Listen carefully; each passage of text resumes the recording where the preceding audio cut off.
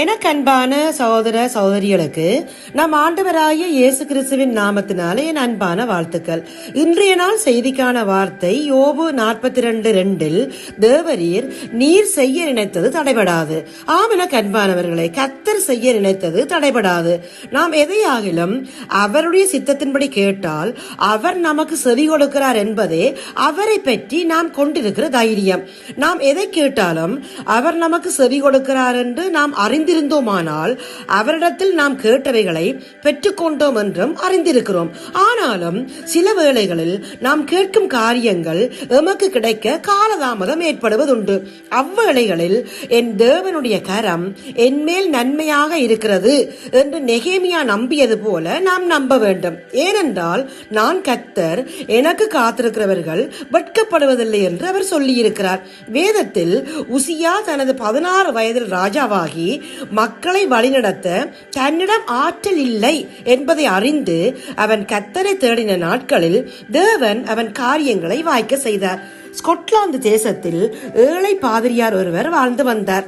தனது வருமானம் சிறியதா இருந்தாலும் அதில் சிறுக சிறுக சேமித்து ஒரு அழகிய ஆலயம் ஒன்றினை கட்டினார். மீதம் இருந்த பணத்தில் ஆலயத்திற்கு தேவையான கதிரை, மேசை போன்றவற்றை வாங்கினார். ஆனால் ஆராதனைக்கு முக்கியமான பியானோ வாங்கும் அளவிற்கு அவரிடம் பணமில்லாத காரணத்தினால் பழைய பியானோ ஒன்றினை ஏலத்தில் எடுக்க முடிவு செய்தார். பாதிரியாரின் வளர்ச்சியை பிடிக்காத வியாபாரி ஒருவர் பாதிரியாரின் வீட்டின் அருகில் வாழ்ந்து வந்தார்.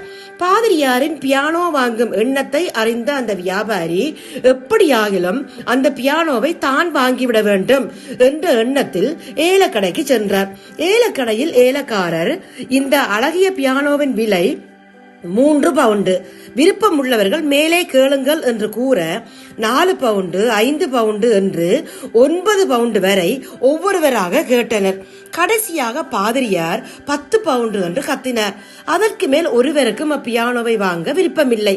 10 பவுண்டு ஒரு தரம், 10 பவுண்டு 2 தரம், 10 பவுண்டு என்று ஏலக்காரன் முடிக்கும் முன்பு 11 பவுண்டு என்று ஒரு குரல் ஒலித்தது. அந்த குரலுக்கு சொந்தக்காரர் அந்த வியாபாரி. பாதிரியார் இதை சற்றும் எதிர்பார்க்கவில்லை. பியானோ அந்த வியாபாரியின் கைக்கு போனது.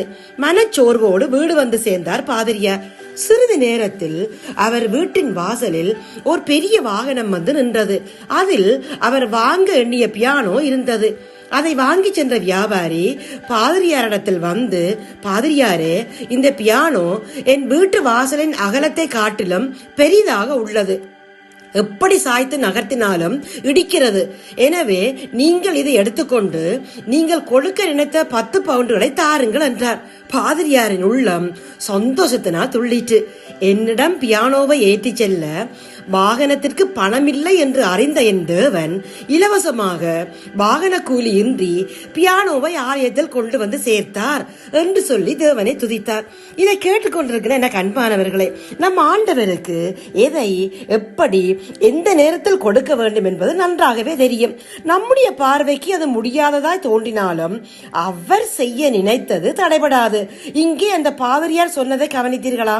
அவரிடம் பியானோவை ஏற்றி செல்ல வாகனத்திற்கு பணமில்லை என்பதை அறிந்த தேவன் எப்படி அந்த வாகனத்தை ஒழுங்குபடுத்தி கொடுத்தார். பிரியமானவர்களே, அவருடைய துவக்கம் அற்பமாயிருந்தாலும் அவருடைய முடிவு சம்பூர்ணமாய் இருக்கும். எனவே இந்த விசுவாசத்தோடு இப்போது நாங்கள் ஜெபிப்போம். எங்கள் அன்பின் பரலோக தகப்பனே, இந்த நாள் வார்த்தைக்காக உமக்கு சோத்திரம் அப்பா. எமக்கு குறித்திருக்கிறத நீ நிறைவேற்றுவீர் என்று உம்மை நம்பி உண்மையே உறுதியாய் பற்றி கொள்ளுகிறோம் அப்பா. நாங்கள் எதிர்பார்த்து காத்திருக்கும் காரியங்களிலும் எமக்கு உதவி செய்து எம்மை மகள பண்ணுங்கப்பா.